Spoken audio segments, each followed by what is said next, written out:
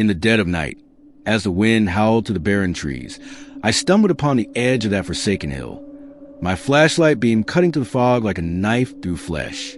The silence was absolute.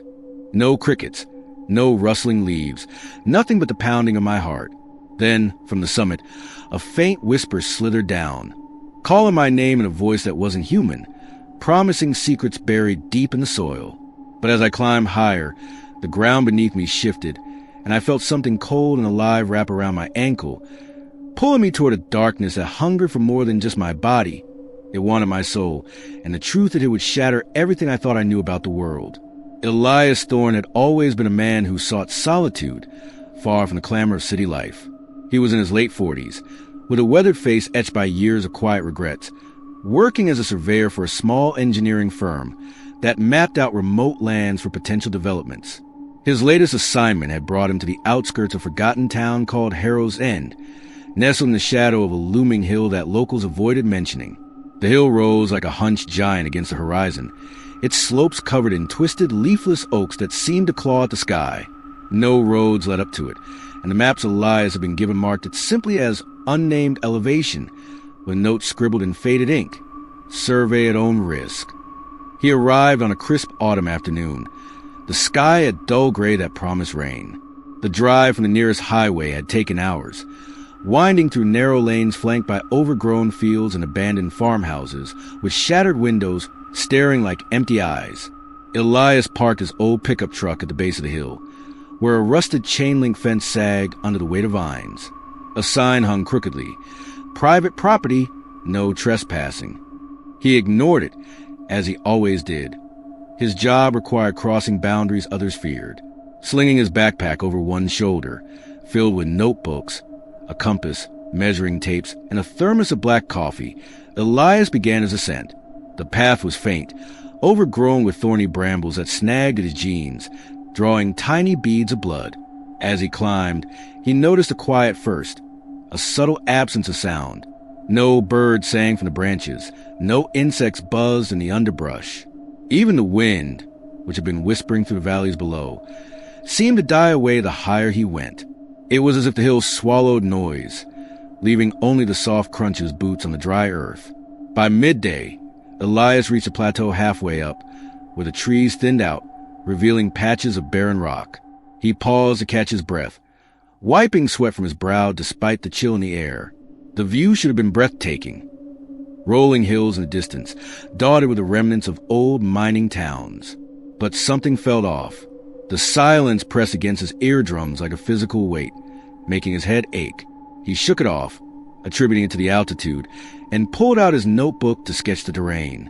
As the sun dipped lower, casting long shadows that stretched like fingers across the ground, Elias continued upward. The air grew thicker, laced with a faint, metallic scent that reminded him of rust or blood. He found strange markings on the rocks, deep scratches, as if something with claws had scraped against them repeatedly. They formed no pattern he could discern, but they unnerved him, evoking images of trapped animals clawing for escape. He jotted notes, his hand steady from years of practice, but a prickle ran down his spine, the kind that comes when you feel watched. Dusk fell slowly, the sky bleeding into shades of bruised purple. Elias decided to camp for the night. Descending in the dark would be foolish. He pitched a small tent in a clearing near the summit, the ground hard and unyielding beneath him. As he built a fire, gathering dry twigs that snapped like brittle bones, the silence deepened. His matches struck with a hiss that echoed unnaturally loud in his ears, the flames flickering weakly as if reluctant to burn. He sat by the fire, eating a cold sandwich from his pack, staring into the dancing light. The hill loomed above him, its peak just a short hike away, shrouded in gathering mist. That night, sleep eluded him. Lying in his tent, the zipper pulled tight, Elias listened to the nothingness. No owls hooted, no distant howls from coyotes, just an oppressive quiet that made every breath he took sound like a roar. He tossed and turned, his mind wandering to fragments of his past. A failed marriage, a daughter he hadn't spoken to in years, regrets that whispered in the dark. But tonight, even those inner voices seemed muffled, as if the hill demanded total silence.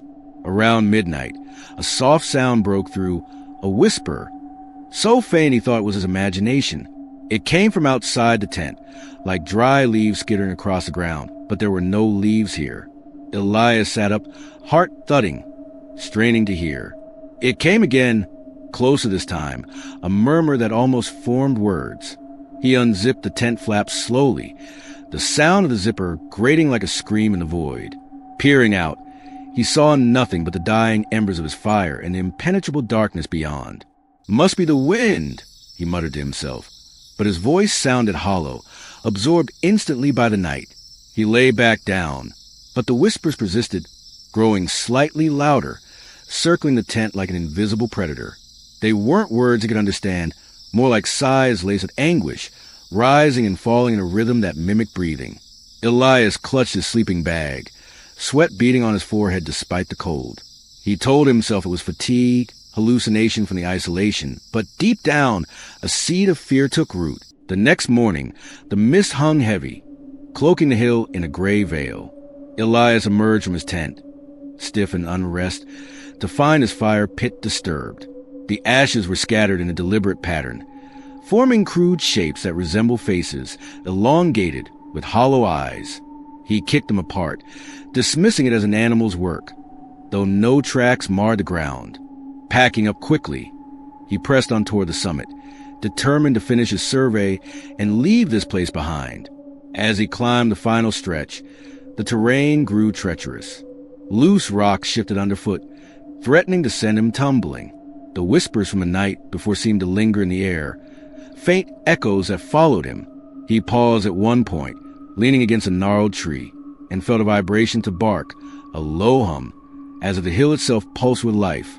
Shaking his head, Elias continued, his compass needle spinning erratically, refusing to settle on north.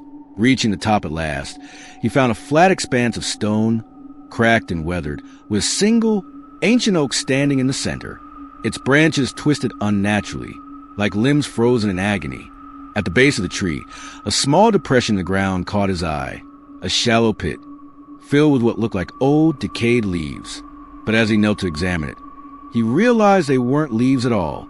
They were fragments of cloth, faded and torn, mingled with bits of bone that gleamed white in the muted light.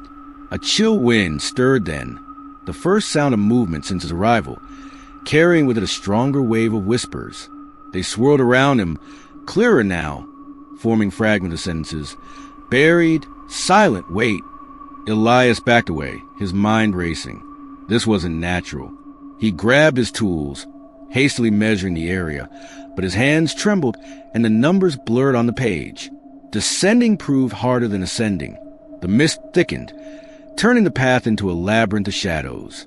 Elias lost his way twice, circling back to familiar rocks that mocked his progress. The whispers grew insistent, following him down, sometimes sounding like pleas, other times like warnings. By the time he reached the plateau where he'd rested before, exhaustion clawed at him. He sat on a boulder, gulping water from his canteen, trying to steady his nerves. That's when he noticed the scratches again, fresh ones, on the rock beside him. They hadn't been there yesterday. Identical to the ones higher up, but deeper, as if whatever made them was growing stronger. Elias traced them with his finger, feeling the rough edges, and a sudden image flashed in his mind. Hands, human hands, scraping desperately against stone, nails breaking, skin tearing. He jerked back, heart pounding, the whispers now a constant murmur in his ears. Night fell again before he could make it back to his truck. Forced to camp once more, this time lower on the slope, Elias built no fire. He huddled in his tent, flashlight in hand, beams sweeping the interior every few minutes. The whispers were louder, surrounding him, seeping through the fabric like smoke. They spoke of secrets, of things buried long ago, of a silence that wasn't empty but filled with the echoes of forgotten. Sleep came in fits, haunted by dreams of sinking into the earth, soil filling his mouth, muffling his screams. He awoke gasping, the tent flap unzipped, though he swore he'd sealed it. Outside, the mist had cleared slightly, revealing stars that seemed dimmer than they should be. And there at the edge of his campsite, a figure stood, or at least the outline of one tall, emaciated, shrouded in shadow. It didn't move, didn't breathe, but the whispers emanated from it, growing into a chorus of tormented voices. Elias froze, terror gripping him like icy fingers. The figure remained still, watching, waiting. Minutes stretched into hours, or so it felt, until dawn's light crept over the horizon, and the shape dissolved into the mist. Shaken, Elias packed up at first light, abandoning his survey equipment in his haste. He stumbled down the hill, branches whipping his face, the ground seeming to tilt beneath him, but the descent brought no relief. The whispers followed, embedded now in his mind, replaying fragments of stories, tales of settlers who vanished on this hill centuries ago, their voices stolen by the earth, trapped in eternal silence. Elias reached his truck, hands fumbled with the keys, engine roaring to life. As he sped away, the hill receding in the rearview mirror, the silence in the cab was broken only by his ragged breathing. Back in Harrow's End, he checked into a rundown motel, the kind with flickering neon signs and threadbare carpets. The clerk, an old man with sunken eyes, glanced at him curiously but said nothing. Elias locked himself in his room, drawing the curtains against the darkening sky. He tried to write his report, but the words wouldn't come. Instead, he heard the whispers, clearer than ever, narrating horrors from past. That night, as rain pattered against the window like tapping fingers, Elias lay in bed, staring at the ceiling. The whispers evolved, no longer distant but intimate, speaking directly to him. They revealed visions, bodies dragged to the summit, buried alive in that pit under the oak, their screams absorbed by the hill until only silence remained. But they weren't just any bodies. They were those who sought the hill's secrets. Surveyors like him, drawn by curiosity, trapped forever. He bolted upright, sweat-soaked, realizing the truth. The hill wasn't silent by chance. It fed on sound, on voices, on life. And now it had his scent, pacing the room. Elias felt the walls closing in, the whispers swelling to a deafening roar inside his skull. He clawed at his ears, drawing blood, desperate to make it stop. In the early hours, driven by a compulsion he couldn't resist, Elias left the motel and drove back to the hill. The road seemed shorter this time, the fence already bent aside as if welcoming him. He climbed in the dark, flashlight beam trembling, the whispers guiding him upward like a siren's call. At the summit, the oak loomed, its branches swaying without wind. The pit was deeper now, yawning open, revealing layers of bones intertwined with roots. The whispers crescendoed, revealing the final horror. The hill wasn't a place, but entity, ancient and ravenous, luring solitaires like him to feed its eternal hunger. As Elias knelt at the edge, the ground softened, tendrils of soil wrapping around his limbs, pulling him down. He opened his mouth to scream, but no sound emerged. The hill had claimed his voice, adding it to the chorus. Buried alive, Elias felt the earth press in, the whispers now his own, joining the others in endless, suffocating silence. And from the summit, a new whisper slithered down, calling the next name, promising secrets that would never be revealed.